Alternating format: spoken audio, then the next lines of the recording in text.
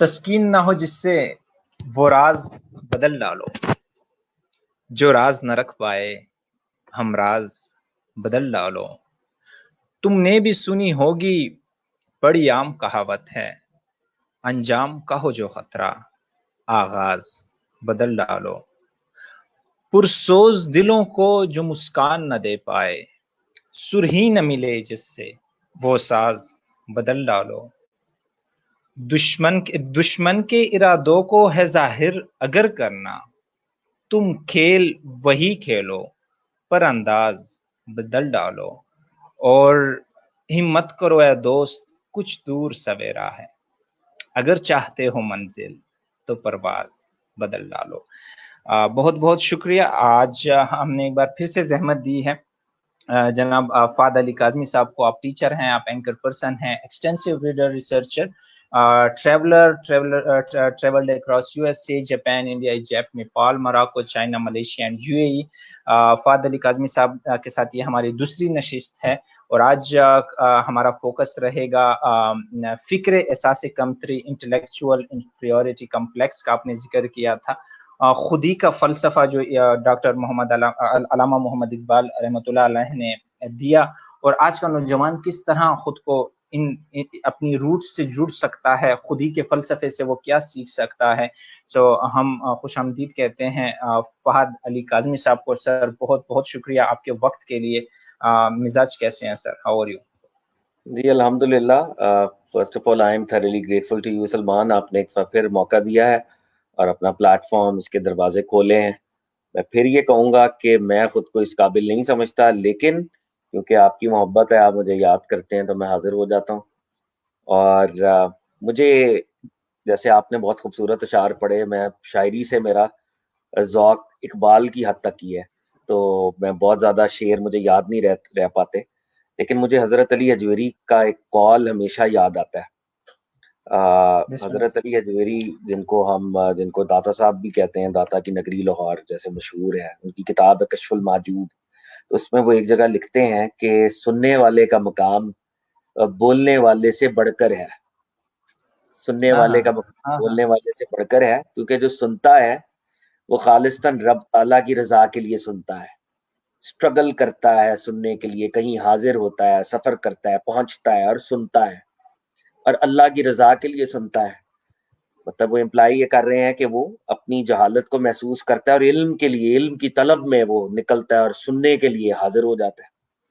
اور جو بولتا ہے وہ کبھی تو رب کی رضا کے لیے بولتا ہے، مگر بہت دفعہ اپنے نفس ہی کو راضی کر رہا ہوتا ہے، اپنی ذات ہی کو راضی کر رہا ہوتا ہے کہ لوگ مجھے بڑا اسپیکر کہیں، لوگ مجھے بڑا اسکالر کہیں۔ تو میں آغاز میں اپنے لیے خاص طور پہ یہ کہوں گا کہ آج کی جو سیشن ہے، جو لوگ سن رہے ہیں، یقیناً آپ کا مرتبہ برتر ہے، میں بول رہا ہوں میرا مرتبہ کمتر ہے، اور ہم یہ دعا کرتے ہیں کہ میرا بولنا، آپ سب کا سننا پروردگار کی رضا کے لیے ہو، ہماری ذات اور ہمارے نفس کی رضا کے لیے نہ ہو، ہم اس سے ایروگنس کو ایکسٹریکٹ نہ کر کے جائیں، بلکہ ہم نالج کو گین کریں اور رب تعالیٰ کے جس بھی درجے میں اللہ نے ہمارے لیے قربت کا سامان رکھا ہے ہم اس کے قریب جانے کی کوشش کریں۔ تو یہ آغاز میں نے مناسب سمجھا کہ میں نے کہا میں یہ ضرور کہوں، اور آپ لوگوں کا مقام جو سن رہے ہیں یار، اگر میں بول رہا ہوں تو آپ لوگ ہی سپیریئر ہو، in fact to be very honest I am inferior, because نفس کے جو فریب ہیں وہ بہت زیادہ ہے، نفس ہمیں دھوکہ دیتا ہے۔ تو اللہ تعالیٰ جو ہے خیر کا باعث کرے اس سیشن کو۔ آمین آمین۔ very humble of you sir. Please tell us and enlighten us more about what do you mean by intellectual inferiority complex؟ جب آپ فکر احساس کمتری کا تذکرہ کرتے ہیں، کس طرح آپ اس کو اقبال کی خودی کے ساتھ جوڑیں گے، اور کس طرح ہم آج کا نوجوان اس سے کیا سیکھ سکتا ہے؟ فکری احساس کمتری لاسٹ ٹائم بھی میں نے بات کی تھی، یہ تو ایک بہت، میں کہتا ہوں ایک بہت بڑا آئیڈیا ہے، اور اگر میں اس کو سادہ، کیونکہ میں علامہ صاحب کی خودی پر پہلے فوکس ضرور کرنا چاہوں گا آج، اگر ہم خودی کو سمجھ لیں گے تو شاید ہمیں سمجھ آ جائے گی کہ یہ چیز اس کے ساتھ کیسے لنک کرتی ہے۔ مگر فکری احساس کمتری کیا ہے؟ فکر آپ کی تھاٹ، آپ کی آئیڈیاز، یہ دماغ، ٹھیک ہے، براڈلی اسپیکنگ۔ جب آپ کے اندر یہ مادہ پیدا ہو جائے کہ میرا تعلق ایسی قوم سے ہے جو سوچ نہیں سکتی، میرا تعلق ایسی قوم سے ہے جس کے تصورات فرسودہ ہیں، جس کے تصورات پرانے ہیں، جب آپ کا دماغ یہ سوچنا شروع کر دے کہ ہر وہ آئیڈیا جو فارن لینگویج میں آتا ہے، انگریزی میں، فرینچ میں، کسی اور لینگویج میں، وہ اردو کے آئیڈیا سے سپیریئر ہے، یا پنجابی کے آئیڈیا سے، یا پشتو کے آئیڈیا سے سپیریئر ہے، جب یہ رجحان پیدا ہو جائے کہ ہماری فلسفی ادنا ہے، باہر والوں کی فلسفی عرفہ ہے، جب یہ رجحان پیدا ہو جائے کہ ہم نے اکنامکس کے اندر کوئی کام نہیں کیا، باہر والے ہم سے آگے ہیں، جب یہ رجحان پیدا ہو جائے مذہبی فکر پرانی ہے، سیکولر فکر نئی ہے، تو یہ فکری احساس کمتری ہے، جب میں اس کو فکری احساس کمتری کہتا ہوں۔ اور یہ اس لیے بری ہے کہ ہم جیسے ہم سب ینگ لوگ اگر میجورٹی سن رہے ہیں تو ابھی تو ہم نے کمپیریزن بھی نہیں کیا۔ ہم ڈیسیجن تو تب دیتے ہیں نا جب ہم Islamic values of economy, Islamic values of politics, Muslim values of mysticism, spirituality, Muslim فلسفی، اس کو پہلے پڑھ پاتے اور ایک اس میں ڈیپتھ حاصل کرتے، پھر ہم فارنرز کو بھی پڑھتے، اور پھر ہم کمپیریزن کرتے، اور پھر اگر ہم کوئی ڈیسیجن دیتے اور ہم کہتے کہ جی یہاں پر ہمیں لگ رہا ہے کہ مسلمانوں کا تھیسس کمزور ہے، یہاں پہ ہمیں لگ رہا ہے مغرب کا تھیسس طاقتور ہے، تو پھر بھی شاید بات بنتی۔ لیکن ہم ایک ایسے گئے گزرے دور میں ہیں، میں لاہور میں ہوں، اور لاہور میں جو میں کسی یونیورسٹی کا کیا نام لوں، جتنی ٹاپ یونیورسٹیز ہیں لاہور میں، اور میرا خیال ہے کراچی میں بھی ایسا ہی ہوگا اور بھی دیگر شہروں میں بھی ایسا ہی ہوگا، ہم لوگ پڑھے بغیر کسی پڑھے ہم فارن آئیڈیاز کی سپیریورٹی میں مبتلا ہو جاتے ہیں، اور ہم خود اپنے آپ کو، اپنی ہر شے کو کمتر سمجھتے ہیں، ہر شے کو۔ ہم اپنی تاریخ سے نابلد ہیں، اپنے فلسفے سے نابلد ہیں، اپنے مذہب سے نابلد ہیں، اور اس کے جو اثرات ہیں ان سے نابلد ہیں۔ تو جب تک ہم ان سورسز آف نالج کو جو مسلمانوں نے 1400 سال میں ڈیولپ کیے، اور ان میں سے ایک ایک نالج اتنا بڑا سمندر ہے کہ انسانی عقل دنگ رہ جائے، انسانی عقل دنگ رہ جائے۔ اور یہ میں مطلب اس لیے نہیں کہہ رہا کہ میں مسلمان ہوں، ٹھیک ہے، میں اس کی ایک چھوٹی سی مثال آپ کو دیتا ہوں۔ قرآن کو سمجھنے کے کوئی 20 علوم ہیں جو مسلمانوں نے ایجاد کیے، کسی ایک کتاب کے اوپر اتنے علوم نہیں ہیں۔ تفسیر کیسے کی جائے اس کے علوم مسلمانوں نے ڈیولپ کیے، اس کتاب کو کیسے سمجھا جائے، یہ خاص ہے، عام ہے، ناسخ ہے، منسوخ ہے، ٹھیک ہے، یہ جو تفسیر ہے ہم نے لینگویج کے ذریعے کرنی ہے، روایت کے ذریعے کرنی ہے، پورا ایک سمندر ہے یہی علم۔ اگر ہم تفسیر کے علم کے اندر غوطہ زن ہو جائیں تو شاید ہم ایک ڈفرنٹ جہان میں پہنچ جائیں اور ہم کہیں کہ یار یہ تو بہت بڑا کام ہے جو مسلمانوں نے کیا۔ حدیث کے علم کو آپ دیکھیں کہ مسلمانوں نے سرکار دو عالم صلی اللہ علیہ وآلہ وسلم کی روایات کو جمع جب کیا تو اس پر ایک پورا علم اسماء و رجال ڈیولپ کیا۔ 30,000 بندوں کی بایوگرافیز اس لیے جمع کی کہ وہ کہیں نہ کہیں پروفٹ صلی اللہ علیہ وسلم کی حدیث کے ٹرانسمیٹر ہیں۔ 30,000 لوگوں کی بایوگرافی جمع کی، ان کے حالات و واقعات جمع کیے، اور پھر اس کے اوپر ایک پورا سورس آف نالج بنا جو یہ بتاتا ہے کہ حدیث ضعیف ہے، حسن ہے، صحیح ہے، متواتر ہے، حدیث کا کیا درجہ ہے، اس کے یہ خبر واحد ہے، خبر مشہور ہے، اور پوری ایک ٹرمینالوجی، ایک سائنس ہے، فیسینیٹنگ۔ فقہ کا علم ڈیولپ کیا گیا، ایک کتاب ہے قرآن، اور اس میں براڈ لاز دیے گئے ہیں، ان براڈ لاز کو اسپیسیفک سچویشن پر کیسے اپلائی کرنا ہے، بہت بڑا علم ہے فقہ کا، اور مسلمانوں کی اس میں جینیس نظر آتی ہے، بہت اعلیٰ درجے کی۔ تو یہ تو چند، پھر ہم نے تھیولوجی کا علم ڈیولپ کیا، تھیولوجی جو علم الکلام مسلمانوں کے ہاں ہے وہ ویسٹ کے ہاں ہے ہی نہیں، ٹھیک ہے۔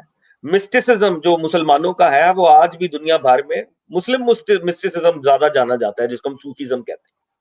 لوگوں کو دیگر مذاہب کے مسٹیسزم کا اتنا نہیں علم جتنا مسلم صوفیزم مشہور ہے، آج دنیا رومی کو جانتی ہے، ابن عربی کو جانتی ہے۔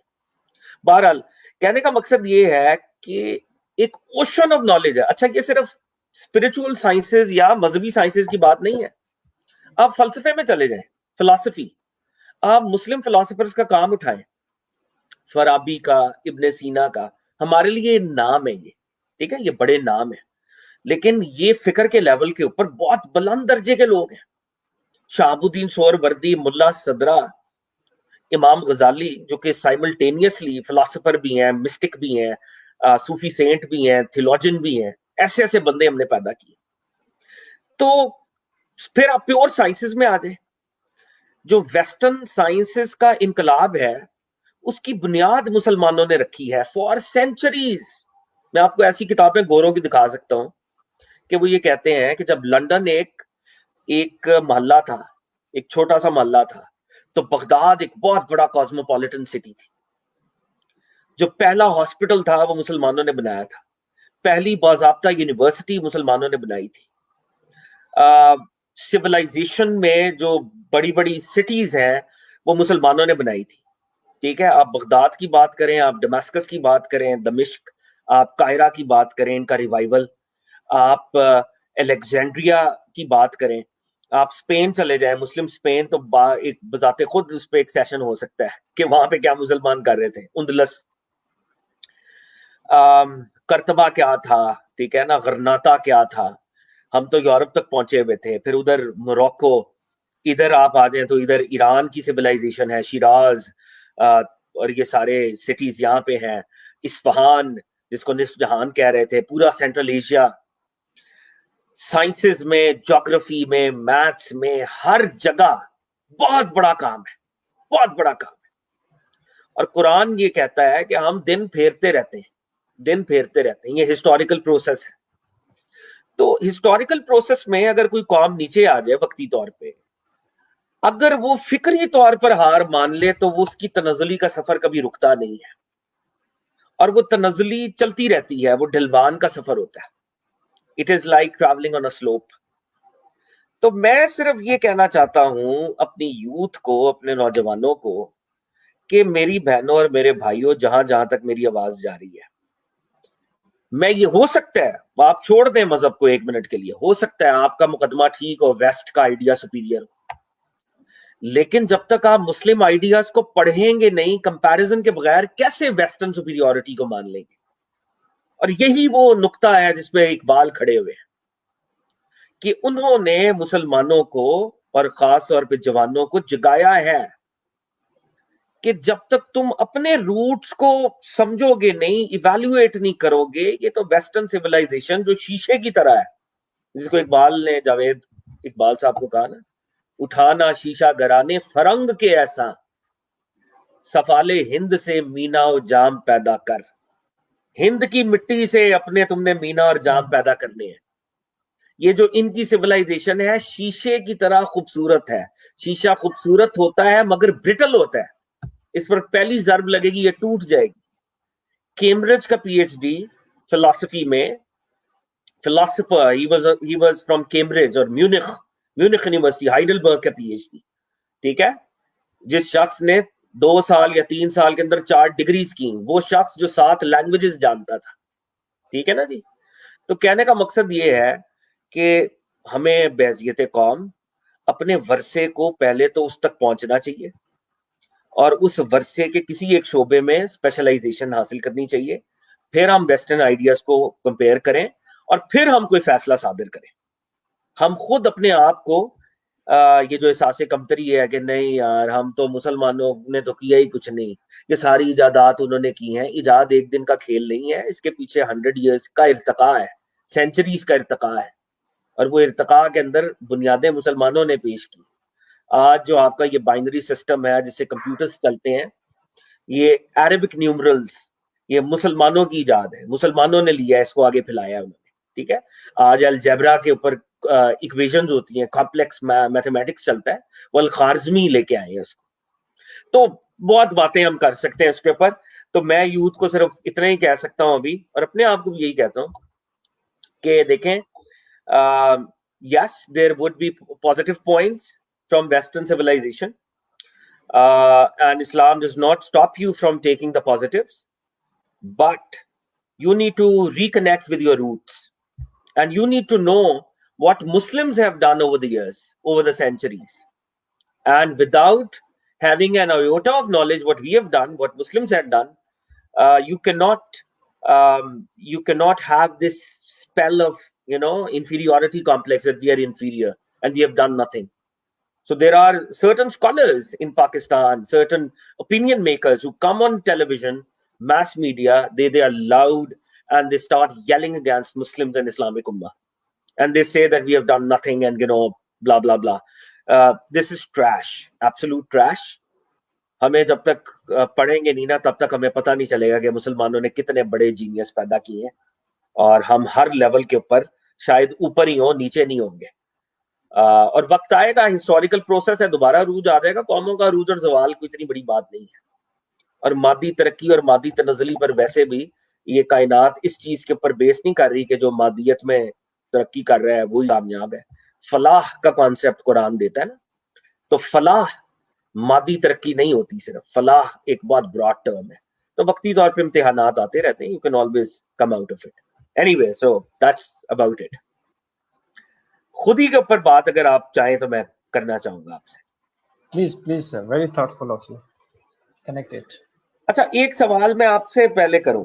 آپ کے خیال میں خودی کا کیا مطلب ہے؟ آپ ایک کامن آدمی کی طرح جو آپ کے دل میں آتا ہے آپ شیئر کریں, پھر میں خودی کے اوپر بات کرنا چاہوں گا. سر میں نے جہاں تک سمجھا, خودی از سم تھنگ سیلف ریئلائزیشن, جہاں پر آپ اپنے آپ کو ریئلائز کر لیں. سیلف ایکچوئلائزیشن, جہاں پر آپ اپنے آپ کو اون کر لیں, جہاں پر آپ کو اور کچھ فرق بھی ہے ایگو اور اس میں آپ کے تکبر میں اور آپ کی خودی میں. سو بلر ہے, ایبسٹریکٹ ہے. I would love to know from you sir. اچھا, ایک چیز جو میں آغاز میں کہنا چاہوں گا کہ علامہ اقبال فلاسفر ہیں, اور دنیا کا ہر بڑا فلاسفر اپنی ایک فلاسفی پیش کرتا ہے, ایک سسٹم آف آئیڈیاز پیش کرتا ہے دنیا میں, اور اس کی وجہ سے وہ جانا چاہتا ہے. اور وہ جو سسٹم آف آئیڈیاز ہے وہ ملٹیپل لیولز کے اوپر پیش کر سکتا ہے. وہ کسی ایک لیول پہ بھی پیش کر سکتا ہے, ملٹیپل لیولز پہ بھی پیش کر سکتا ہے. پلیٹو نے ایک بہت بڑا نظریہ پیش کیا, تھیوری آف فارمز, اور بڑے اور بھی کیے, لیکن ایک ان میں سے ایک موٹا ایرسٹاٹل نے اپنا ایک پیش کیا. تو اس طرح یہ فلسفے کا سفر جو ہے, اس سے پہلے بھی لوگ کر رہے تھے, جسے ہم پری سکریٹک ایج کہہ لیں, سکرات سے پہلے کے لوگ تھے, وہ بھی غور و فکر کر رہے تھے.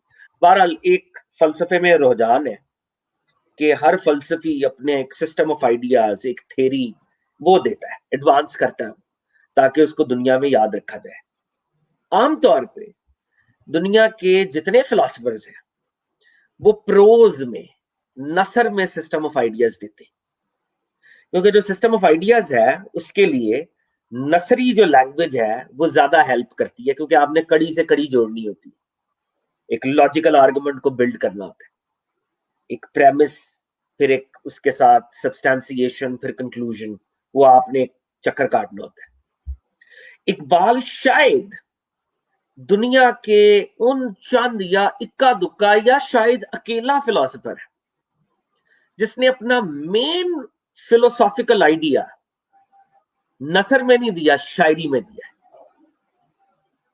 وہ سارا سسٹم وہ کس میں دیا ہے؟ شاعری میں, پوئٹری میں. اور انہوں نے ایک طویل نظم لکھی فارسی میں, یہ نظم فارسی میں ہے. اور جب بھی ہم خودی کی بات کریں گے تو ہمارے دماغ میں وہ فارسی کی نظم, یا اگر مجھے بھی فارسی ایسا چاہتی نہیں ہے لیکن ٹرانسلیشن پڑھ کے, تو آپ وہاں سے علامہ کی خودی کو سمجھیں گے.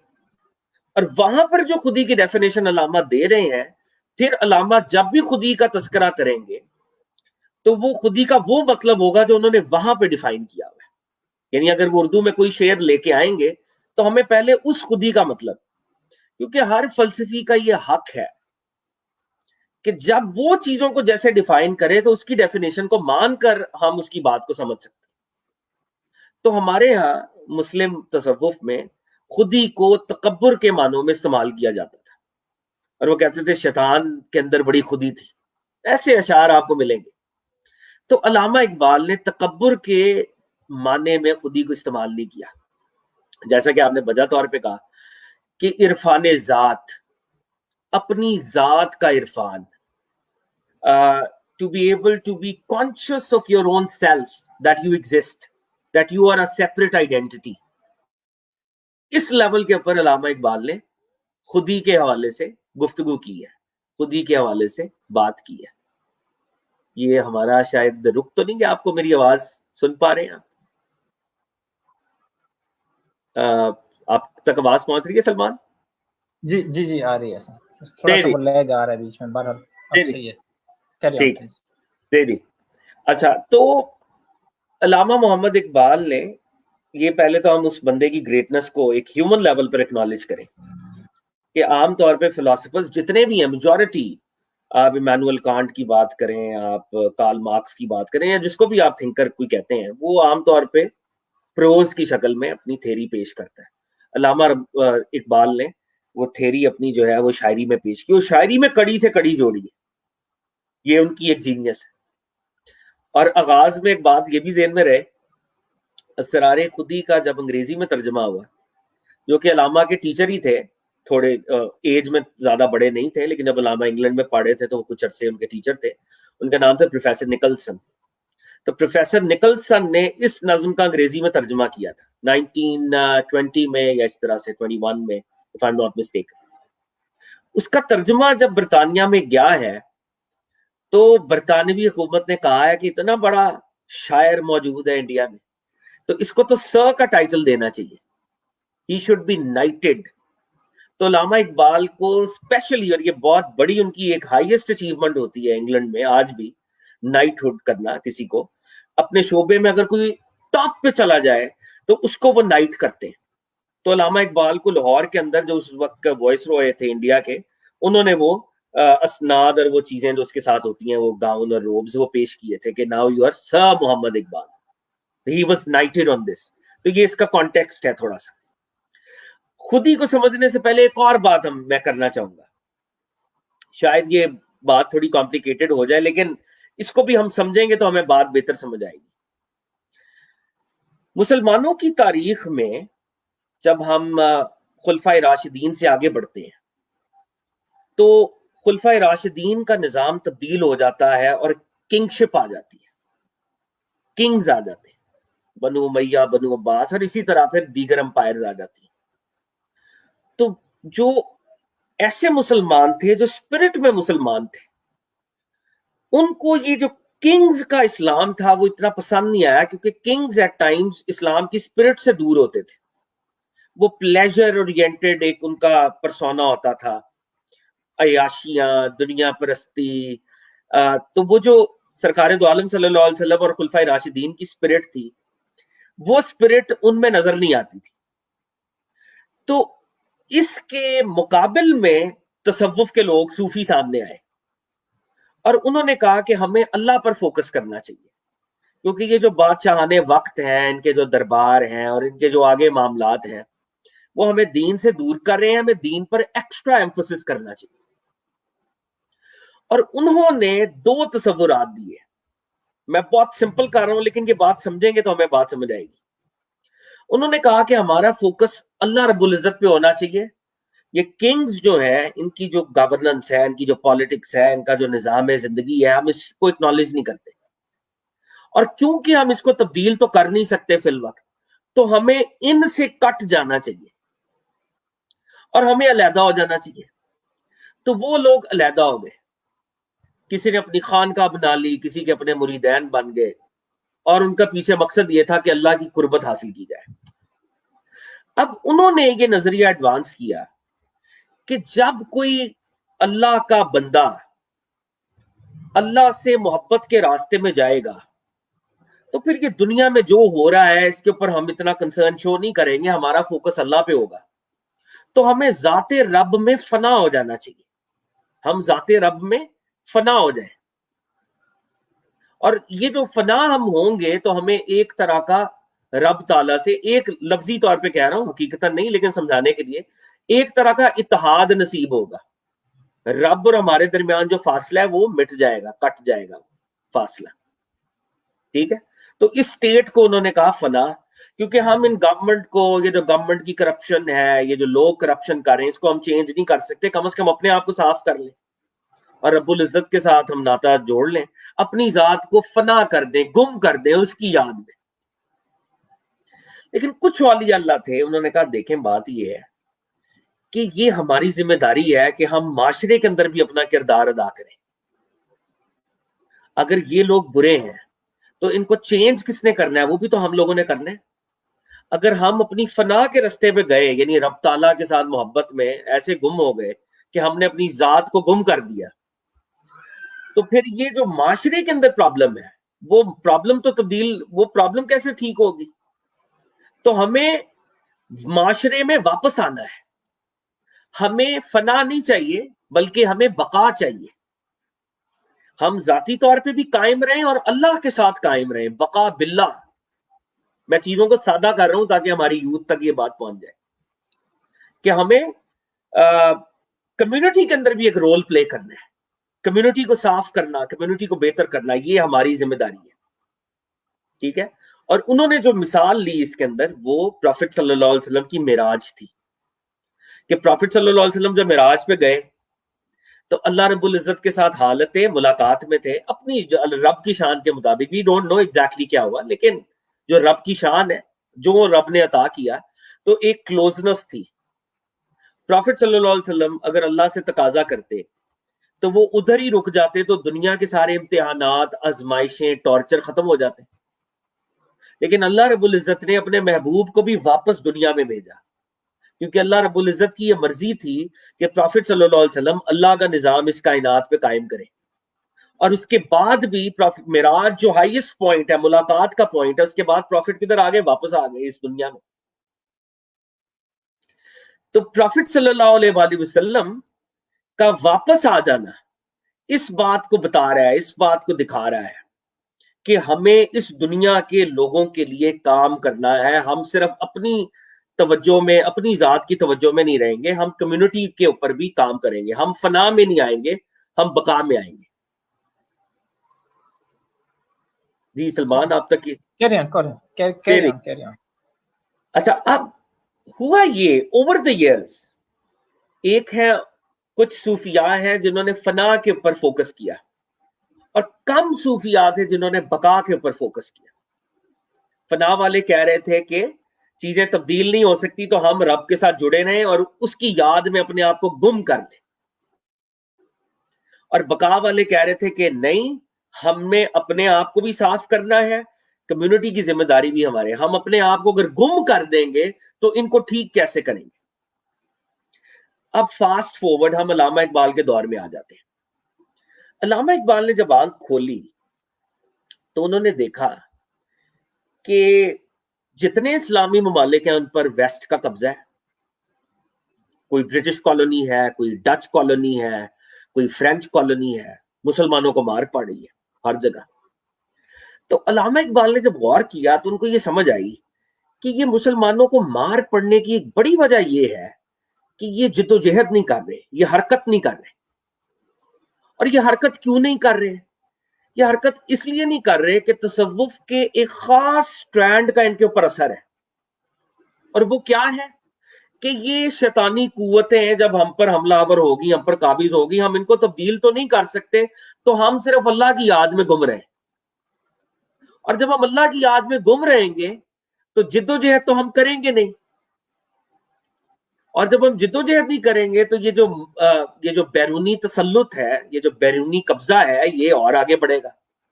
تو لوگ کہہ رہے ہیں یار یہ تو دنیا چند روزہ ہے نا, تو یہ اگر ہم پر حکومت کر بھی رہے ہیں تو کیا ہے؟ اگر ہم ذاتی طور پہ اللہ کے قریب ہیں, اگر ہم رب تعالیٰ کی یاد میں فنا ہیں, رب تعالیٰ کی یاد میں غائب ہیں, تو ہمیں جنت مل جائے گی. یہ تو 50-60 سال کی زندگی ہے. تو علامہ اقبال نے کہا یہ وہ غلطی ہے جو مسلمان کر رہے ہیں. ان کو صرف یاد رب میں گم نہیں ہونا, یاد رب کے ساتھ ساتھ ان کو کمیونٹی کو بھی کلینس کرنا ہے, جدوجہد کرنی ہے, میدان عمل میں کودنا ہے. یعنی حضرت عمر بن الخطاب کی طرح, حضرت علی بن ابی طالب کی طرح کہ دل اللہ کے ساتھ ہے اور جسم جو ہے وہ دنیا کے اندر کمیونٹی کی اپ لفٹ کے لیے کام کر رہا ہے. اس چیز کو علامہ اقبال نے خود ہی کے تصور میں جو ہے وہ جوڑا ہے اس کو خود ہی کے اندر انہوں نے اس کے اندر قید کیا ہے کہ اگر ہم اپنی ذات کو ان معنوں میں فنا کر دیں، فراموش کر دیں، اور اپنی طرف سے یہ سمجھ رہے ہوں کہ ہم رب کے ساتھ رب کی یاد میں گم ہو گئے ہیں، تو پھر اس دنیا کی جو ذمہ داریاں اللہ ہی نے ہمیں دی ہیں وہ ذمہ داریاں کون ادا کرے گا؟ وہ جو جہاد ہے وہ کون کرے گا؟ وہ جو تدریس ہے وہ کون کرے گا؟ وہ جو ڈاکٹر ہے وہ کون بنے گا؟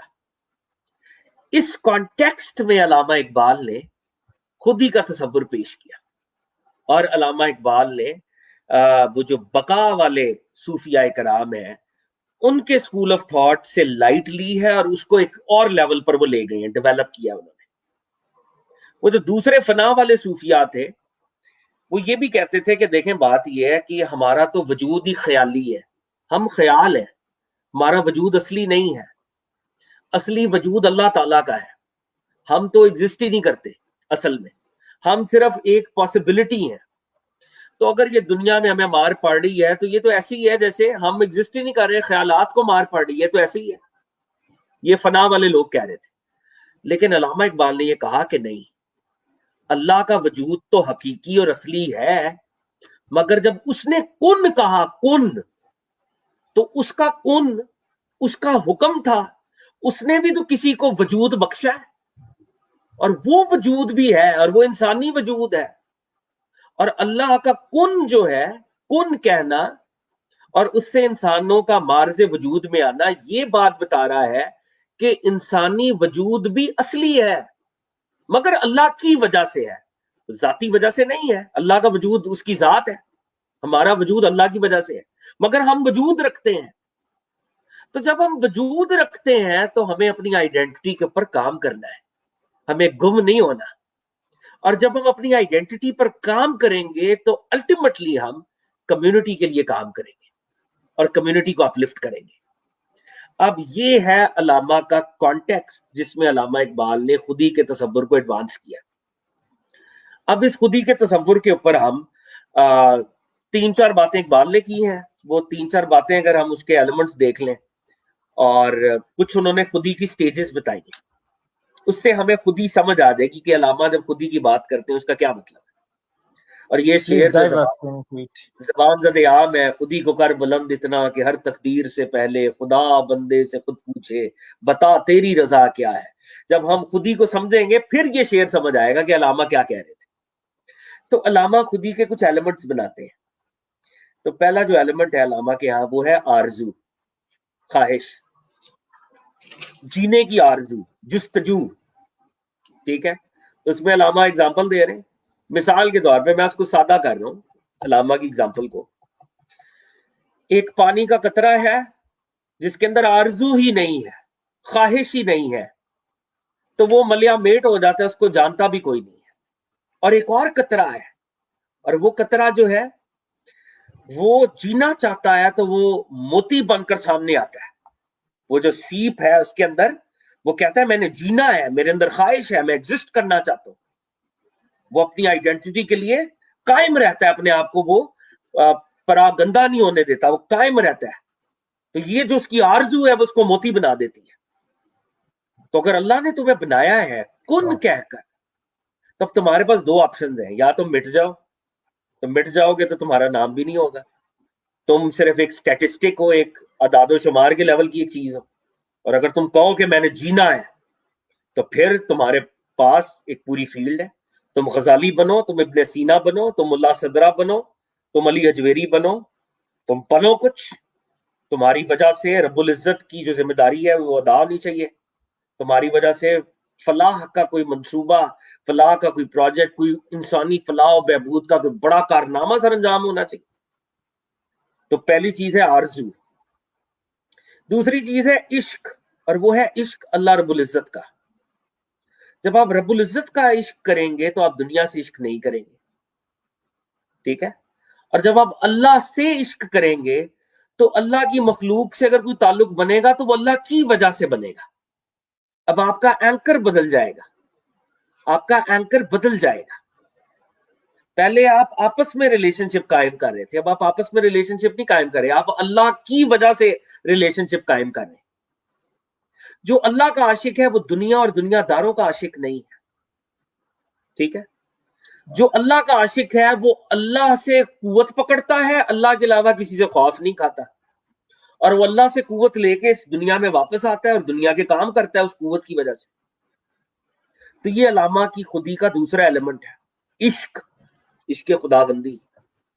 खुदी का जो तीसरा एलिमेंट है कि जब आपके अंदर आरजू और इश्क आप एक दर्जे पे जाते हैं तो आपके पास एक कुव्वत आ जाती है, ठीक है।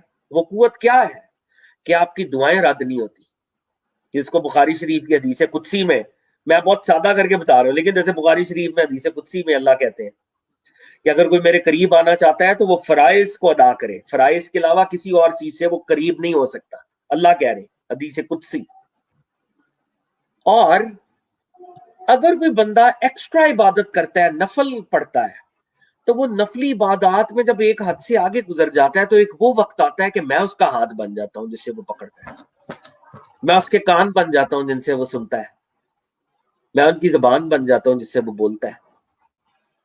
तो जब आप रब ताला से इश्क करेंगे तो आपको ऐसी कुव्वत और ऐसी आपके अंदर ताकत आएगी कि आप कमजोर नहीं रहेंगे। आपके हाथ में चाहे तलवार ना भी हो तो आपकी दुआ तलवार हो जाएगी, ठीक है। और अगर तलवार भी होगी तो आपकी तलवार में फर्क होगा, आप हजरत अली की तरह तलवार चला रहे होंगे, आप किसी बुज़दिल की तरह तलवार नहीं चला रहे होंगे। तो आपके अंदर कुव्वत पैदा होगी, एक बेखौफी पैदा होगी। आप बादशाहों को, वो लोग जो ताकतवर हैं उनसे डरेंगे नहीं कभी भी। वो जो मूसवी ताकत है हजरत मूसा अलैहिस्सलाम वाली, कि वो फिरौन के सामने खड़े हैं और खड़े हैं, कोई खौफ नहीं है। तो आरजू, इश्क और फिर मिलेगी कुव्वत। और अल्लामा इकबाल ने खुदी के तसव्वुर को जब वो एडवांस कर रहे थे तो उन्होंने एक बात कही उस वक्त भी, उन्होंने कहा मुसलमानों को सबसे ज्यादा नुकसान प्लेटोनिक थॉट ने पहुंचाया है, अफलातूनी नजरियात ने। वो अफलातूनी नजरियात से इतने ज्यादा इंस्पायर्ड है क्योंकि अफलातून जो है, अगर मैं फिर सादा बात करूं तो वो he is a philosopher of ideas. Allama Iqbal reconstruction उनकी किताब है, उसमें कहते हैं इस्लाम या Quran for that matter is not a book of ideas, it is a book of deeds. ये अमाल की किताब है। तो जब आप सिर्फ आइडियाज में रहते हो और अमाल के ऊपर आपका फोकस ही नहीं है तो आप नाकाम हो। ख्याल की दुनिया में आप जितने मर्जी बड़े मुफक्किर बन जाओ, अमाल की दुनिया में आप तुलते हो सकते। तो कुरान और इस्लाम की स्पिरिट आइडिया को अमल में ट्रांसलेट करना है, खाली आइडिया नहीं है। तो उन्होंने कहा कि अफलातून के जो नजरियात है ना कि ये दुनिया ख्याली है, मुसलमानों ने इसको इनएडवर्टेंटली, अनइंटेंशनली ले लिया हुआ है। उनको समझ नहीं है लेकिन उन्होंने लिया हुआ है, और वो इस दुनिया को ख्याली समझ के वो ये भूले हुए हैं कि अल्लाह ने अपने कुन से पैदा की है ये दुनिया, अल्लाह का रियल हुक्म है इस दुनिया के वजूद के अंदर। तो वो दुनिया फरामोशी और खुदा की लगन में अल्लाह की बताई हुई दुनियावी जिम्मेदारियों से गाफिल है, जिसकी वजह से मार पड़ी है उनको। और ये जो यूनानी या ग्रीक फिलॉसफी है, ग्रीक फिलॉसफी ने ये कीड़ा मुसलमानों के अंदर डाल दिया है कि वो अमल से गाफिल है, जिद्दोजहद नहीं करते और आइडियाज में रहना शुरू कर दिया उन्होंने। तो उन्होंने ये वहां पर भी ये बात की कि ये जो फिक्री, मतलब मैं इसको अपने लफ्ज में कह रहा हूं कि ये जो फिक्री इंफीरियोरिटी है, इससे बाहर निकलना है अपने, ठीक है। तो अब खुद ही में उन्होंने 4 एलिमेंट्स आइडेंटिफाई किए: जीने की आरजू, रब ताला का इश्क, कुव्वत मिलेगी आपको, और आपका जो अदब है ना, जो लिटरेचर है, जो आपके थॉट्स है, वो आइडियाज नहीं होंगे, आपके थॉट्स डीड्स में तब्दील होंगे। Thoughts will get converted into deeds, ठीक है। अब ये उनकी नज़म का मैंने बहुत ही मुख्तसर एक हिस्से का तारुफ आप तक पेश किया।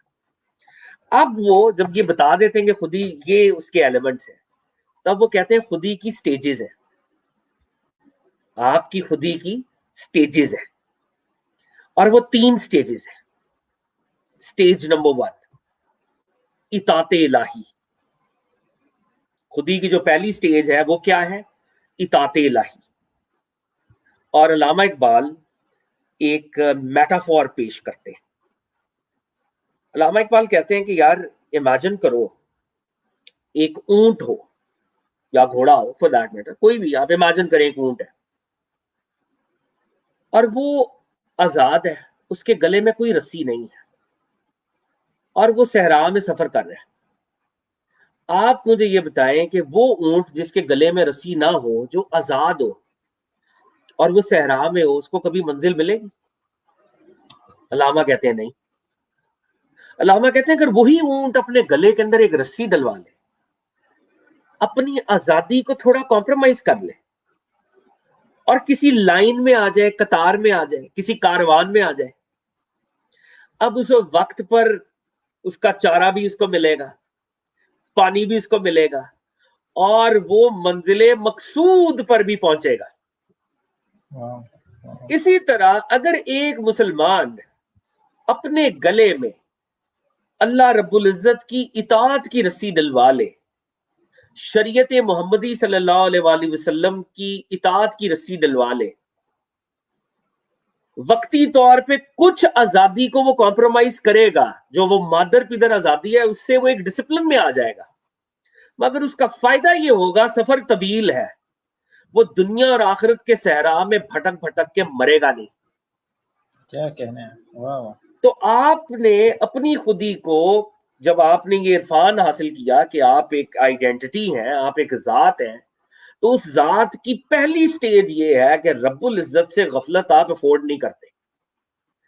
رب العزت کی کامل پرفیکٹ اطاعت الہی آپ نے کرنی. اور جو ویسٹ کا نظریہ ہے جو کہ ہے ایبسولوٹ فریڈم, علامہ اقبال اس سے ڈفر کر رہے ہیں. وہ کہہ رہے ہیں نہیں, you would have to compromise on your freedom, you would have to come into a disciplined state. Us state میں آؤ گے تو کامیاب ہوگے. مادر پدر آزادی کامیابی پر منتج یا کلمنیٹ نہیں کرے گی. اور وہ پھر اس پہ ایک اور ایگزامپل دیتے ہیں. وہ کہتے ہیں دنیا میں غور کیا کبھی آزادی کا سب سے بڑا سمبل کیا ہے؟ تو کہتے ہیں کہ جی آزادی کا سب سے بڑا سمبل آگ ہے, آگ, فائر. آگ کسی قانون کو نہیں مانتی, آگ کسی قاعدے کو نہیں مانتی, جو رستے میں آتا ہے وہ آزاد ہے, وہ جب پھیلتی ہے تو وہ کسی کو نہیں دیکھتی. علامہ کہتے ہیں کبھی دیکھا ہے آگ کا انجام کس پہ ہوا؟ آگ کا انجام راکھ پہ ہوتا ہے, نتھنگنس پر. وہ آزادی اس کو نتھنگنس, عدم اس کو دیتی ہے, معدومیت اس کو ملتی ہے. تو اے مسلمان, اے میرے ریڈر, اے میرے قاری, حکیم الامت کہہ رہے ہیں, تو اپنے گلے میں کیوں نہیں اطاعت الہی کی رسی ڈلواتا؟ اگر تو اطاعت الہی کی رسی ڈلوا لے, کچھ آزادی تیری کمپرومائز ہوگی, مگر دیکھ اس کا فائدہ کتنا بڑا ہے. تو ڈیسٹینیشن پر پہنچے گا, تو منزل مقصود پر پہنچے گا. یہ خودی کی پہلی سٹیج ہے. خودی کی دوسری سٹیج علامہ صاحب کہتے ہیں وہ ہے جی ضبط نفس, سیلف ریسٹرینٹ. سیلف ریسٹرینٹ, ضبط نفس, نفس پر قابو پانا. تو علامہ اقبال کہتے ہیں کہ دیکھیں اونٹ ہو یا گھوڑا ہو, جب اس کے گلے میں رسی ہوتی ہے تو وہ اپنے رسی کو نہ خود کنٹرول نہیں کر سکتا, تو باہر سے ایک شخص کو اس کے اوپر بیٹھنا پڑتا ہے اس کو کنٹرول کرنے کے لیے. اور پھر اونٹ یا گھوڑے کی نہیں چلے گی, جو اس رسی کو پکڑے ہوئے ہوگا اس کی چلے گی. اب تم نے گلے میں رسی ڈالی ہوئی ہے, تمہارا کام ہے کہ اس رسی کو کنٹرول بھی تم کرو. اگر تم اس رسی کو کنٹرول نہیں کرو گے تو باہر سے کوئی قوت آئے گی, رسی تم نے گلے میں ڈلوائی ہوئی ہے, مگر وہ اس رسی کو غلط ڈائریکشنز کی طرف منور کر دے گی, غلط ڈائریکشنز کی طرف منور کر دے گی. تو مسلمان کا کام یہ ہے اپنی رینز کو اپنے ہاتھ میں رکھے, یہ باغ اس کے ہاتھ میں ہونی چاہیے, اور وہ خود اپنے روح کے اونٹ کو یا نفس کے اونٹ کو یا نفس کے گھوڑے کو خود چلائے, باہر سے آ کے کوئی نہ چلائے. خود آپ نے اپنے نفس کو کنٹرول کرنا ہے اور سیلف ریسٹرینٹ کا مظاہرہ کرنا ہے. اور آپ جو ہے, آپ کے اندر یہ طاقت خدا نے رکھی ہے کہ آپ اس کا مقابلہ کر سکتے ہیں, نفس کو کنٹرول کر سکتے ہیں. اگر آپ نے نفس کو کنٹرول نہ کیا تو پھر باہر کے جو انفلوئنسز ہیں, دنیا کے انفلوئنس, مادیت کے انفلوئنسز, یا ہم طاغوت کے انفلوئنس کہہ لیں, سیٹینک انفلوئنسز کہہ لیں, وہ آپ کو کنٹرول کریں گے. پھر رسی کا فائدہ نہیں ہوگا. رسی کا فائدہ تب ہے جب آپ نے خود اس کو پکڑ لیا. علامہ اقبال کہتے ہیں کہ دیکھو, جب تم اپنی خودی کی یہ 2 سٹیجز اڈاپٹ کر لو گے, ٹھیک ہے, اللہ رب العزت کی کامل اطاعت, ایبسولوٹ obedience ٹو ڈیوائن لا, ضبط نفس اور پرفیکٹ ضبط نفس, absolute self restraint, absolute self restraint, تو تب اللہ رب العزت تم کو اپنا نائب بنا لے گا. تب اللہ تعالیٰ تمہیں اپنی نیابت عطا کرے گا. یہ جو اللہ رب العزت قرآن میں کہہ رہے ہیں میں نے انسان کو اپنا خلیفہ بنایا, سارے انسان اللہ کے خلیفہ نہیں ہے. فرعون نعوذ باللہ اللہ کا خلیفہ نہیں ہے, نمرود اللہ کا خلیفہ نہیں ہے, یزید اللہ کا خلیفہ نہیں ہے, ٹھیک ہے. حضرت موسیٰ علیہ السلام اللہ کے خلیفہ ہے, حضرت سرکار دو عالم اللہ صلی اللہ علیہ وآلہ وسلم اللہ کے خلیفہ ہے, جناب امام حسین اللہ کے خلیفہ ہیں. ہر وہ شخص خلیفہ بننے کا اہل ہے جو رب العزت کی اطاعت اور ضبط نفس میں پرفیکشن اٹین کرتا ہے, اس کو رب العزت اپنا خلیفہ بناتے ہیں. اور جس کو رب العزت اپنا خلیفہ بناتے ہیں, علامہ صاحب امپلائی کر رہے ہیں, اس کو رب العزت معراج عطا کرتے ہیں. اور جو سب سے بڑا, اب یہ ان کی بات سے میں اخذ کر کے استنباط کر رہا ہوں, I'm inferring information now from his system. جو رب العزت کا نائب ہوتا ہے, علامہ کہہ رہے ہیں اس کو معراج ملتی ہے, اور میں اس سے استنباط کر رہا ہوں, علامہ بھی امپلائی کر رہے ہیں, جو جتنا بڑا رب العزت کا نائب ہوتا ہے اس کی معراج اتنی بڑی ہوتی ہے. معراج کی عروج کو اللہ اس کو ایلیویٹ کرتے ہیں, عروج عطا کرتے ہیں. اور پروفٹ صلی اللہ علیہ وسلم کیونکہ اللہ کے سب سے بڑے خلیفہ ہیں. خلیفہ کون ہوتا ہے؟ Second in command. جب کمانڈر ان چیف نہ ہو, اس کے بہاف پر ایکٹ کرنے والا خلیفہ ہوتا ہے. اس دنیا میں اللہ رب العزت اپنی شان غیابت میں ہے, اظہار نہیں فرما رہے. اللہ رب العزت غیبت میں ہے, تو رب العزت نظر تو آ نہیں رہے. تو ان کے جو کمانڈز ہیں ان کو کس نے اسٹیبلش کرنا ہے یہاں پہ؟ ان کے خلیفوں نے. اور جو ان کے سب سے بڑے خلفاء ہیں وہ تو انبیاء کرام ہیں. پھر ان کے بعد ان انبیاء کے آگے ساتھی ہیں, صحابہ ہیں, اہل بیت ہیں, اور درجہ بدرجہ اولیاء کاملین ہیں, اسکالرز ہیں, صالحین ہیں, جو بھی ہیں, صدیقین, شہداء, صالحین. جو کوئی اطاعت الہی میں کامل ہوتا ہے, ضبط نفس میں کامل ہوتا ہے, وہ اللہ کے نائب بننے کا حقدار قرار پاتا ہے, اور اللہ اس کو عروج عطا کرتے ہیں. اور پھر اس کا وہ درجہ ہوتا ہے, وہ جو بخاری شریف میں بات ہوئی ہے کہ میں اس کے ہاتھ بن جاتا ہوں, یعنی اللہ قربت کی بات کر رہے ہیں جس سے وہ پکڑتا ہے, میں اس کی زبان بن جاتا ہوں جس سے وہ بولتا ہے. ٹھیک ہے. تو اب اس شعر کو اگر ہم سمجھیں, خودی کو کر بلند اتنا کہ ہر تقدیر سے پہلے اللہ کی ایسی اطاعت کرو, ایسی اطاعت کرو, اپنے نفس پر ایسے قابو پاؤ, ایسے قابو پاؤ کہ اللہ تمہیں اپنا نائب بنا لے. اور جب اللہ تمہیں اپنا نائب بنائے گا تو تمہیں عروج عطا کرے گا. پھر وہ پوچھے گا بتا تیری رضا کیا ہے, تیری رضا کیا ہے. خودی کو کر بلند اتنا کہ ہر تقدیر سے پہلے خدا بندے سے خود پوچھے بتا تیری رضا کیا. اب غزوہ بدر میں پروفٹ صلی اللہ علیہ وسلم, یہ رمضان کا مہینہ, ابھی وہ 17 رمضان بھی گزری ہے, یوم الفرقان, only 313 people only. سامنے سے 3 گنا بڑا لشکر ہے, یہاں پہ 2 گھوڑے ہیں, 70 اونٹ ہیں, ان کے گھوڑوں کے بغیر وار نہیں ہو سکتی. رائڈرز وار لڑتے ہیں, اصل پرانے وقتوں کی وارز کی بات کریں. آپ کے پاس 2 رائڈرز ہیں. اونٹ جنگ کا جانور نہیں ہے, ٹریول کا جانور ہے. آپ کے پاس اونٹ ہے 70 یا کچھ, اور آپ کے پاس 2 گھوڑے ہیں صرف. تلواریں آپ کے پاس کم ہیں, تیر کمان آپ کے پاس نہیں ہے.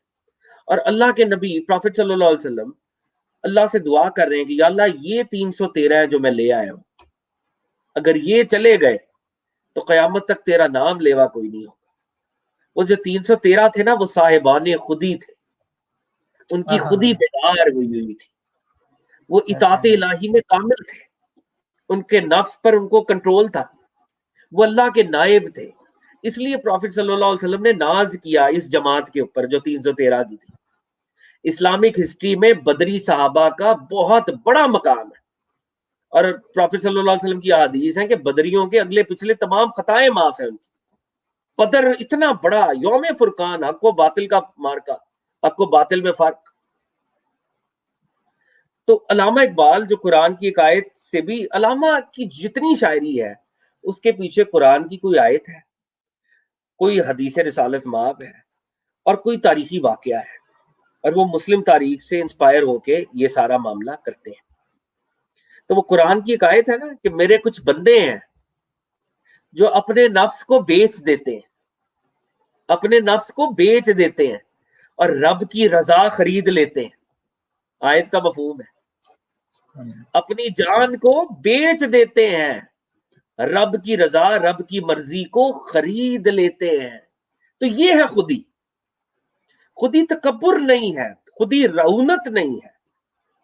خودی در حقیقت اپنی ذات کی ایسی بیداری جس میں رب العزت اور نفس پر کامل کنٹرول آپ کو حاصل ہو جائے, یہ خودی ہے. اور علامہ اقبال نے پھر ایک اور نظم لکھی, اس کو کہتے ہیں رموز بے خودی. یہ ہے اسرار خودی, سیکرٹس آف دا سیلف. تمہارے اندر آرزو ہونی چاہیے, تمہارے اندر عشق ہونا چاہیے, ٹھیک ہے, یہ باتیں یہاں پہ کی ہیں. اور وہ پیچھے جو ہم بات اگر اس کو بھی ذہن میں رکھیں, ذہن نشین رہے, کہ وہ جو غلطی مسلمان کر رہے تھے کہ وہ جو فنا والے تصوف میں چل رہے تھے, جس کی وجہ سے کمیونٹی کو فائدہ نہیں ہو رہا تھا, وہ رب کی یاد میں گم تھے, اتنے گم تھے کہ اپنی ذات سے بھی گم ہو گئے, اپنی خودی کو بھول گئے, اپنی آئیڈینٹی کو بھول گئے. تو علامہ اقبال نے ریوائول کروایا کہ اللہ نے تمہیں ایک آئیڈینٹی, ایک شعوری, ایک تمہیں انسان پیدا کیا ہے, ٹھیک ہے, تمہیں اپنے آپ کو بھولنا نہیں ہے, تمہیں آرزو رکھنی ہے جینے کی, عشق کرنا ہے اللہ سے, آئیڈیاز میں نہیں رہنا, ڈیڈز میں آنا ہے. اور کیا کرنا ہے, رب کی اطاعت کرنی ہے, نفس کو کنٹرول کرنا ہے. تو دیکھنا تمہیں اللہ کیسا نائب بناتا ہے, کیسا تمہیں عروج ملتا ہے. یہ تمہاری خودی ہے, خودی. تو علامہ محمد اقبال نے پھر دوسری نظم لکھی, اس کا نام ہے رموز بے خودی, secrets of self lessons. Secrets of self lessons.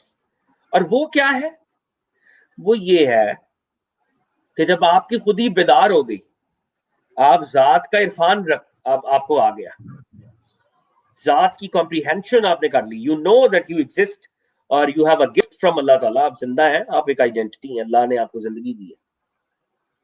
تو اب ایک آپ فرد ہیں اور دوسری طرف کمیونٹی ہے. اگر کمیونٹی کے انٹرسٹ اور فرد کے انٹرسٹ آپس میں ٹکرائیں تو فرد اپنے انٹرسٹ کو گیو اپ کر دے گا, اظہار کر دے گا. کمیونٹی کا انٹرسٹ اور فرد کا انٹرسٹ, اگر فرد کا انڈیویجول انٹرسٹ کمیونٹی کے اوور آل انٹرسٹ سے کمپیئر کیا جائے تو وہ اس میں کوئی ڈسکرپنسی ہے, تو انڈیویجول اپنی خودی پر اصرار نہیں کرے گا, تب وہ بے خود ہو جائے گا, اپنی خودی کو گیو اپ کر دے گا کمیونٹی کے لیے. میدان میں ہوگا شہادت اختیار کر لے گا, اور جس درجے میں بھی ہوگا اس درجے میں وہ اپنی خودی کو گیو اپ کرے گا, کیونکہ کمیونٹی کا انٹرسٹ زیادہ بڑا ہے. ایک طرف امت ہے, ایک طرف ذات ہے, تو پھر میں ذات کو قربان کر دوں گا امت کے اوپر, ٹھیک ہے. تو یہ ہے بے خودی. لیکن یہ ہوگا کب, جب آپ کی پہلے خودی بیدار ہوئی ہوگی. جب آپ کی خودی بیدار ہی نہیں ہوئی, آپ تو آلریڈی لائف لیس ہو, آپ قربانی کیا دو گے؟ یہ تو وہ لوگ کریں گے نا جو جدوجہد, جنہوں نے پہلے اپنے آپ کو زندہ کیا تھا, جو پہلے گونگے ہیں, بولے بغیر ہی گونگے ہیں, انہوں نے کیا بے خودی دکھانی ہے. تو پھر علامہ کا یہ جو تصور ہے خودی کا, یہ خودی اور بے خودی ہے اصل میں, یہ دونوں چیزیں جڑی ہوئی ہیں. ذات کی نشو و نما اس لیے کرنی ہے کہ آپ کا کمیونل بینیفٹ ہو. اگر کمیونل بینیفٹ نہیں ہے تو پھر ذات کو قربان کر دینا. لیکن یہ قربانی تب صحیح ہوگی, جائز ہوگی, جب پہلے ذات زندہ تھی. اگر پہلی ذات حالت فنا میں تھی تو اس نے تو قربانی، وہ کیا قربانی دے گی؟ مردہ تو قربانی نہیں دیتا نا، قربانی تو زندہ دیتا ہے. تو علامہ اقبال نے یہ جو خودی کا تصور دیا، پھر یہ علامہ کا یہ جو تصور ہے یہ بہت سی جگہوں پہ ہم اکثر کہتے ہیں ہماری دعائیں قبول نہیں ہوتی، تو علامہ اقبال کہتے ہیں تم اس لیے تمہاری دعائیں قبول نہیں ہوتی کہ تم خود ہی نہیں ہے تمہاری. جب تم لائف لیس آدمی کی طرح دعا کرو گے روایتی طور پہ تو اللہ تمہاری دعا کیوں سنے گا؟ جس کی خود ہی بیدار ہوگی تو وہ گڑ گڑا کے ناز کر کے اندر دل کے پردوں میں سے وہ دعا کرے گا نا، تو اس کی دعا پھر رب تعالیٰ تک پہنچے گی. ٹھیک ہے. تو علامہ کا ایک شعر، بلکہ یہ مجھے یاد آتا ہے، اگر میں پڑھ ہی دوں اگر مجھے مل بھی جائے وہ، کہ ان کی ربائی ہے اس پہ بڑی خوبصورت، آئی تھنک وہ ہم پڑھ سکتے ہیں یہ. ہاں، تیرا تن روح سے نا آشنا ہے. تیری باڈی جو ہے نا اس میں لائف نہیں ہے، لائف لیس ہے، وہ خود ہی نہیں ہے اس میں. تیرا تن روح سے نا آشنا ہے، عجب کیا آہ تیری نارسا ہے. اس میں کیا عجیب بات ہے کہ تیری آہیں جو ہے ان کی رسائی کوئی نہیں ہے، وہ نارسا ہے، وہ اللہ تک نہیں پہنچ رہی، تمہاری خود ہی بیداری نہیں ہے. تیرا تن روح سے نا آشنا ہے، عجب کیا آہ تیری نارسا ہے. تنے بے روح سے بیزار ہے حق. رب العزت ایسی باڈیز جن میں روح نہ ہو، ایسی باڈیز جو لائف لیس ہو، ایسی باڈیز جو ڈیڈ ہو، ایسی باڈیز جن میں خود ہی نہ ہو، اللہ بیزار ہے ان سے. تنے بے روح سے بیزار ہے حق، خدائے زندہ زندوں کا خدا ہے. وہ جو حی اور وہ جو قیوم ہے، وہ جو حی اور قیوم ہے، وہ چاہتا ہے اس کے فالوورز بھی زندہ ہوں، حالت بقا میں ہو، سٹرگل کرنے والے ہو. رات کو عبادت کریں تو دن میں اپنے پروفیشنل کمٹمنٹس کو وہ ڈسپینس کریں. تو علامہ اقبال نے خودی کے تصور کے ذریعے امت مسلمہ کو جگانے کی کوشش کی کہ یہ جو انحراف کی کیفیت ہے نا، کہ جو پریکٹیکل ورلڈ کے جو کانسٹرکٹس ہیں، پریکٹیکل ریالٹیز جو ہیں، ان سے انحراف اور صرف عبادت و ریاضت میں راہبانہ زندگی کی طرف نکل جانا، اس سوچ نے مسلمانوں کو بڑا نقصان دیا ہے. اور اس میں وہ پھر گریک فلسفی کو بھی اور کچھ مسلم تصوف کے سٹرینڈز کو بھی وہ ہدف تنقید بناتے ہیں. تو میرا خیال ہے کہ خودی کے حوالے سے اگر ہم کوئی انیشل سی کانورزیشن کر سکے تو وہ شاید یہ ہے. خودی کے اندر اور بھی علامہ بہت سی باتیں کرتے ہیں. میں ایک آخری بات یہاں پہ ضرور کہوں گا، اور وہ آخری بات یہ ہے، ہمارے ہاں بہت سے پاپولر شعراء ہیں آج کل، اور میں آپ کو دعوے سے کہتا ہوں کہ ان کی شاعری ہلچل پیدا نہیں کر رہی. وہ 5 منٹ کی تالیاں تو گین کر سکتے ہیں، لیکن وہ یہ انفلوئنس نہیں کر سکتے کہ وہ نئی کوئی حکومت کاو آؤٹ کر دیں، کوئی نیا مملکت چھین کے لے دیں، پوری قوم کو جگا دیں. تو ہمیں اپنے معیار کو بلند کرنے کی ضرورت ہے. جب حکیم الامت جیسے شعراء ہمارے پاس موجود ہیں، ایسے قداور شخصیات موجود ہیں، اور ہم جو ہیں وہ، میں کیا نام لوں پبلکلی، تو ہم کن شاعروں کو اپنا ہیرو سمجھے ہوئے آج کل، کن ادبا کو، کن ادیبوں کو ہم اپنا ہیرو سمجھ رہے ہیں. ہمیں، مجھے لگتا ہے تھوڑا سا اس میں نظر ثانی کی ضرورت ہے. انٹلیکچوئل ہیروز ہمارے بڑے ہوں گے تو ہم انٹلیکچولی بڑی بات کو سوچیں گے، بڑی بات کو سمجھیں گے، بڑی بات کو اڈاپٹ کرنے کی کوشش کریں گے. بہرحال اقبال علامہ صاحب کے ساتھ انصاف تو بالکل بھی نہیں ہوا. یہ علامہ کا بالکل ہم نے کہیں ٹپ آف دی آئس برگ ہم نے بات کی ہے. علامہ himself is an ocean. علامہ کی مسجد کرتبہ ایک ان کی نظم ہے، اس پہ بات ہو جائے، اردو لٹریچر کی سب سے بڑی نظم ہے. ذوق و شوق اردو لٹریچر کی سب سے بڑی نظم ہے. شکوہ جوابی شکوہ بھی بڑی نظم ہے، لیکن ان سے بہت بڑی نظم ہے وہ. لیکن کیونکہ وہ ابھی ہمارے اندر وہ مادہ نہیں ہے کہ بڑی چیز کو اپریشیٹ کیسے کرتے ہیں. ایک دو ہیرے کسی عام آدمی کے سامنے پیش کریں تو وہ کہیں گے یہ ایک جیسے ہی، لیکن وہ جو جوہر شناس ہوتا ہے، جوہری، اس کو پتہ ہے کہ کس کے اندر کیا طاقت اور کیا اہلیت اور کیا اس کی ویلیو ہے، قیمت کیا ہے، قدر و قیمت کیا ہے.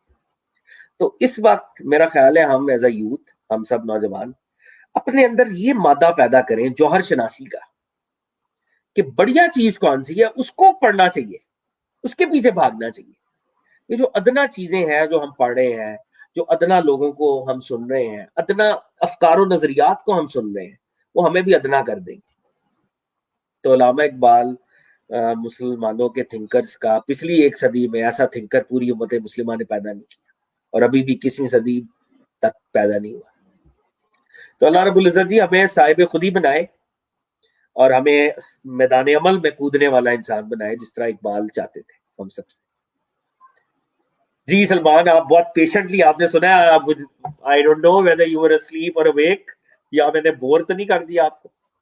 سر بہت بہت شکریہ, بہت مزہ آ رہا تھا, اور یقین مانے دل نہیں چاہ رہا کہ یہ سلسلہ رکے. I really want you to just keep on talking about this. You very beautifully just put it all together. کس طرح ہم سٹیجز سے جاتے ہیں, آرزو, اللہ سے عشق کی پھر سٹیج آتی ہے, اس کے بعد پھر دعا کا قبول ہونا ہوتا ہے, اس کے بعد اطاعت الہی. جب ہم خودی پہ بات کرتے ہیں تو اطاعت الہی پہلا سٹیج ہوتا ہے, اس کے بعد پھر ضبط نفس پہ ہم آتے ہیں, سیلف ریسٹرینٹ کی بات کرتے ہیں, اور پھر اس کے بدلے میں ہمیں اللہ اپنا ریسیگرنٹ, اپنا نائب بناتا ہے, اور اس سے ہمیں ایک معراج ملتا ہے. اور جتنا آپ جتنے اچھے نائب ہوں گے, جتنی آپ کی گریٹر آپ نائب ہوں گے, آپ کو اتنی اچھی معراج ملے گی. اور اس کے بعد پھر سیلف کو کس طرح کمیونٹی کے لیے آپ یوٹیلائز کر سکتے ہیں, تو وہ یقیناً آپ خودی سے بے خودی کا سفر میں ہی آپ کر سکتے ہیں. بہت بہت شکریہ sir, it was fantastic, wonderful knowing from you. And we'll be requesting you again to talk on more issues which are needed at this particular time and this age, and this present generation where we are, I don't know, following what, listening to what, and hearing what, watching what. So جو اپنے معیار کو بلند کرنے کی بات کہی, I really love that, کہ اپنے معیار کو بلند کریں. آپ نے کن معیاروں کو اپنا بنا لیا ہے, اور آپ کی روٹس کیا ہیں. So it was powerful. I would keep on watching this video, and you are listening. Will be listening to your talk. Thank you very much for your time, and inshallah ta'ala will try to reach you again. I'm thoroughly humble, Salman, and I would love to get back to you, and I would love we can have other sessions on Iqbal and Hazrat Ali Ajmeri. اگر کوئی interested ہوگا تو میں ضرور کشف المعجوب پہ بھی بات کرنا چاہوں گا انشاءاللہ. اور اس کے علاوہ بھی جیسے ہمارے محدثین گزرے ہیں, ہمارے فقہا گزرے ہیں, ہمیں تھوڑا تھوڑا ان کے بارے میں, ٹھیک ہے ہم اسکالرز نہیں ہیں, لیکن تھوڑا تھوڑا ہمیں علم ہونا چاہیے ان کے بارے میں بھی, اور تاکہ ہمارے اندر وہ ایک یہ جو احساس کمتری ہے نا, فکری احساس کمتری, اس سے ہم نکلیں اور ہم بھی سر بلند کر کے جئیں. اور مادی ترقی یقینی طور پہ ترقی کا ایک پہلو ہے, مگر یہ سب کچھ نہیں ہے, اور یہ بھی علامہ اقبال اس پر بھی بہت بات کرتے ہیں. تو ہم یقینی طور پہ انشاءاللہ I'm looking forward to having other sessions with you, and Inshallah. lovely talking to you. May Allah bless you, may Allah protect all of us, especially in this day and age, and especially within the context of this pandemic as well, which we are going through. Allah Ta'ala. Sir, thank you very much. Thanks a lot. Thank you. آپ سب کا بہت بہت شکریہ ساتھ جڑنے کے لیے. انشاءاللہ تعالیٰ کوشش کریں گے کہ اسی طرح ہی اچھے لوگوں کو آپ کے پاس لائیں, آپ سے انٹریکٹ کریں. آپ کی محبتیں ہم تک ریسیو ہو رہی ہیں, آپ کے میسیجز, آپ کی فیڈ بیک اور آپ کی سجیشنز مل رہی ہیں. آپ سب کا بہت بہت شکریہ جڑنے کے لیے. دعاؤں میں یاد رکھیے, اپنا بہت خیال رکھیے. Until next time, السلام علیکم.